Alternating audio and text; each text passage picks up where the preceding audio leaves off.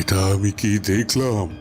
আমার এতদিনের অপেক্ষা আজ সফল হতে চলেছে। এতটা দিন ধরে, এতটা সময় ধরে অক্লান্ত পরিশ্রম করেছি, তার ফল আজ আমরা পেতে চলেছি। তবে আমি ভাবতেই পারছি না যে এত তাড়াতাড়ি আমাদের সফলতা এসে যাবে। সত্যি সত্যি আজ আমি বড্ড খুশি হয়েছি। না না, এবার আমাকে সেখানে যেতেই হবে। এখানে আর এক মুহূর্ত দেরি করলে চলবে না। আমার যে যাওয়ার সময় হয়ে গেছে।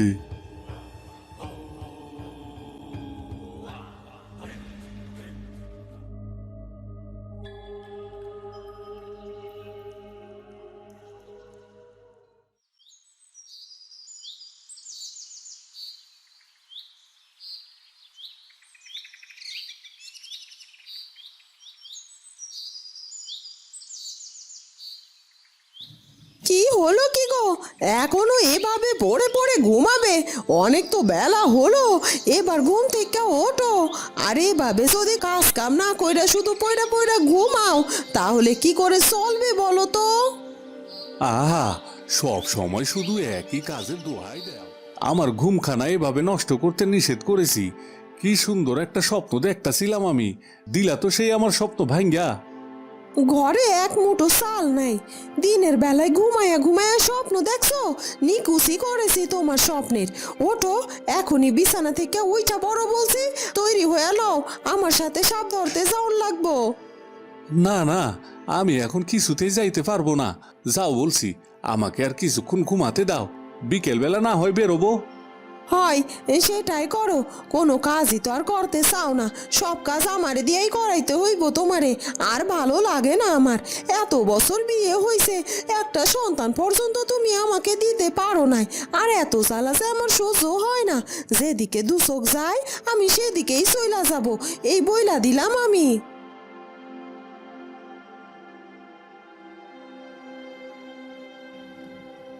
এইটা কি হইল? মনে হয় আমার উপর আমার বউ রাইগা গেছে। না না, কিছুতে আর ঘুমাইয়া থাকুন যাইব না, আগে গিয়া বউর মান্ডা ভাঙ্গাই।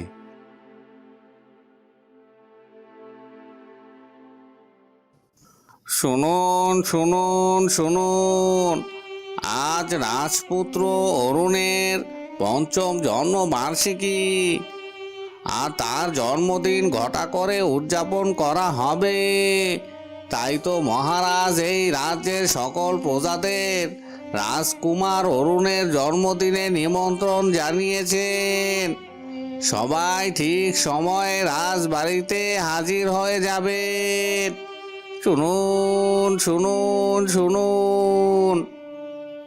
শুনেছিস, আজ নাকি রাজপুত্র অরুণের জন্মবার্ষিকী, আর মহারাজ আমাদের সবাইকে রাজপ্রাসাদে নিমন্ত্রণ জানিয়েছে রে।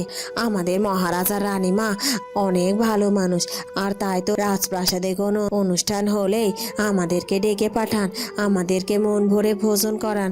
এমন রাজার রাজ্যে থাকতে পেরে সত্যি আমরা ভাগ্যবান রে। শুধু কি তাই নাকি, মহারাজ আমাদের ভোজন করানোর সাথে সাথে আমাদের সবাইকে একটা করে মূল্যবান উপহারও দেন। সত্যি তার মতো উদার রাজা আর কোনো রাজা আছে বলে জানি না। ঠিক আছে ঠিক আছে, এখন এসব কথা বাদ দে তো। চল আমরা বাড়িতে গিয়ে তাড়াতাড়ি প্রস্তুত হয়ে নেই, আর সবাইকে জানিয়ে দিতে হবে যে আমাদের আজ রাজবাড়িতে নিমন্ত্রণ আছে।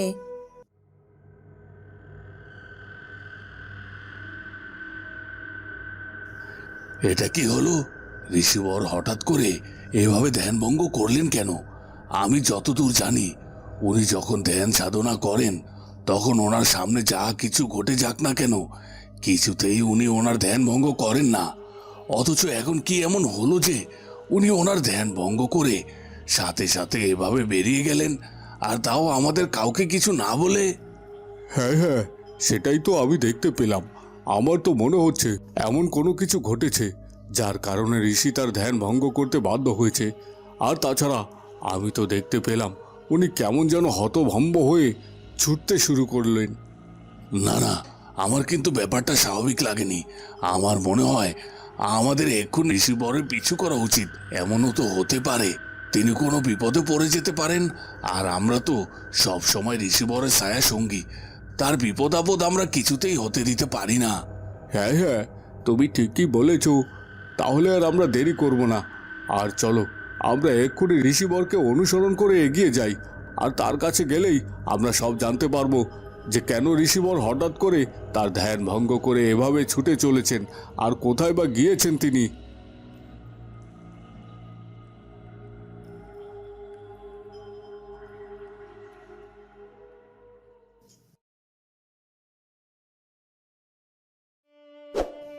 মহারাজ, তাহলে ওই কথাই রইল, আজ আমি নিজে হাতে পুরো রাজপ্রাসাদ সাজাবো, কারণ আমার অরুণের জন্মদিন বলে কথা।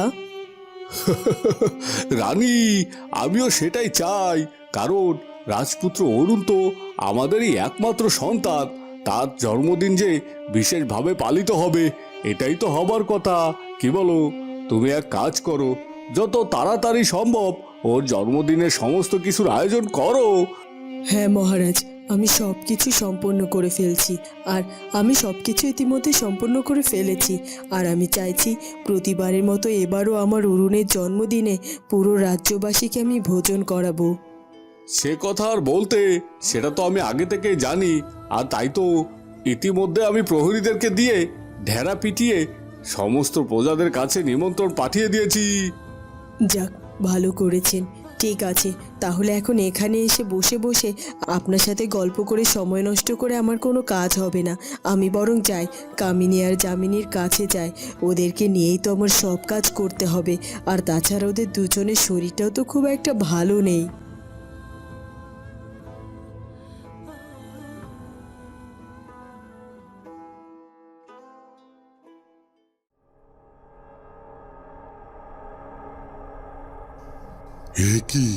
এ কি দেখছি আমি?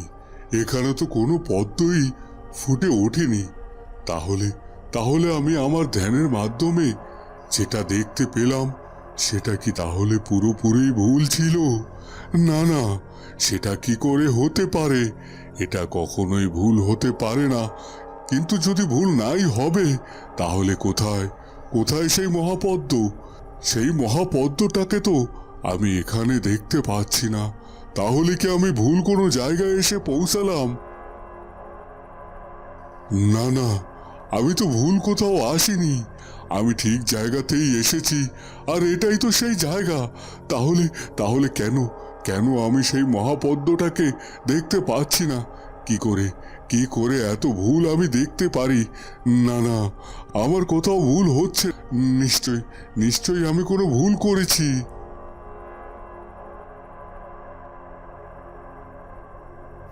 কি হলো কি ঋষিবর? আপনাকে এরকম অস্থির দেখাচ্ছে কেন? আর তাছাড়া আপনি হঠাৎ করে আপনার ধ্যান ভঙ্গ করে এইভাবে এখানে চলে এলেন, আর আমাদের তো কিছু জানালেন না। এখন আমি আমার সঙ্গীদেরকে কি করে বলবো যে আমি যা দেখেছি সে সব কিছু ভুল ছিল? না না, কিছুই তো বুঝতে পারছি না। বিধাতা, এখন পর্যন্ত এত বড় ভুল কখনো হয়নি। তুমি আমার মান রক্ষা করো।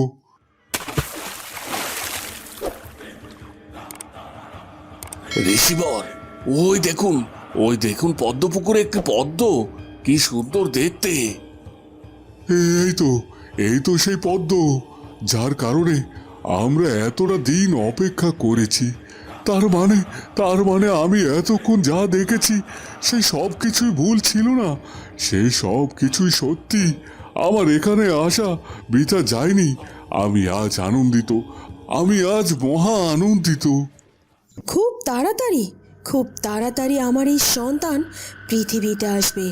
আমি চাই আমার পুত্র সন্তান হোক, আর আমার পুত্র সন্তান হলেই এই রাজ্যের সব কিছু হাসিল করবে সে। রাজামশাই রানীমায়ের বড্ড অহংকার তার পুত্রকে নিয়ে। তারা তাদের পুত্রকে এই রাজ্যের ভবিষ্যৎ রাজা বানাতে চাইছে, কিন্তু আমিও কামিনী। এটা এত সহজেই তো আমি কিছুতে হতে দেব না।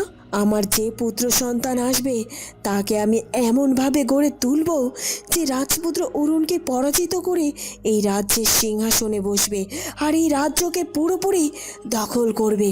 আর এটাই তো আমার স্বপ্ন। আমি জানি না আমার গর্ভে কন্যা সন্তান আসবে নাকি পুত্র সন্তান আসবে, তবে বিধাতা আমাকে কন্যা বা পুত্র যেটাই দিক না কেন তাতে আমি অনেক খুশি। আর সব থেকে বড় কথা হলো যে আমার গর্ভে জন্ম নেবে সে হবে সৎ এবং নিষ্ঠাবান। আর তাই আমি চাই সে রাজপুত্র অরুণের সঙ্গী হোক। যেমন রাজা আর রানীমা দুজনেই ভালো মানুষ, তারা আমাদেরকে অনেক ভরসা করেন। তাই আমি চাই আমার সন্তান এই পৃথিবীতে এসে যেন রাজপুত্র অরুণের ছায়া সঙ্গী হতে পারে, যেন রাজপুত্র অরুণ আমার পুত্র বা কন্যাকে ভরসা করতে পারে আর তার কেউ কোনো ক্ষতি না করতে পারে। ঋষিবর, আমি তো আপনার কোনো কথাই বুঝতে পারলাম না। এই পদ্মের রহস্য কি, আর কেনই বা এই পদ্মকে দেখে এরকম মহা আনন্দিত হচ্ছেন? আমাদের সবকিছু খুলে বলুন। হ্যাঁ হ্যাঁ, তোমাদেরকে সব কিছু জানতে হবে ঋষিগণ। এই যে পদ্মটি দেখছো, এটা কোনো সাধারণ পদ্ম নয়। এই যে মহাপদ্ম, আর এই পদ্ম হচ্ছে জগৎ সংসারের রক্ষা কবচ। কি বলছেন কি? এই পদ্ম আমাদের জগৎ সংসারের রক্ষা কবচ? তাহলে কি আমরা 3 ঋষি মিলে এই রক্ষা কবচটির জন্য এতটা দিন ধরে মহা সাধনা করে গিয়েছি? হ্যাঁ হ্যাঁ, তোমরা ঠিকই ধরেছ। এই রক্ষা কবচটি এখন আমরা পেয়ে গেছি। এখন শুধুমাত্র এই রক্ষা কবচটির রক্ষককে আমাদের খুঁজে বের করতে হবে। কিন্তু ঋষিবর, আমরা এই মহাপদ্মের রক্ষককে কোথায় খুঁজে পাবো? মহাপদ্মের রক্ষক খুব শীঘ্রই জন্ম নিতে চলেছে, আর আমাদের খুব বেশি একটা সময় অপেক্ষা করতে হবে না। বন্ধুরা, কেমন লাগলো আমাদের আজকের গল্পটি? এর পরবর্তী অংশ দেখতে হলে চোখ রাখতে হবে পরের পর্বে। সে পর্যন্ত ভালো থেকো, আর আমাদের চ্যানেলটিকে সাবস্ক্রাইব করে অবশ্যই আমাদের পাশেই থাকো। ধন্যবাদ।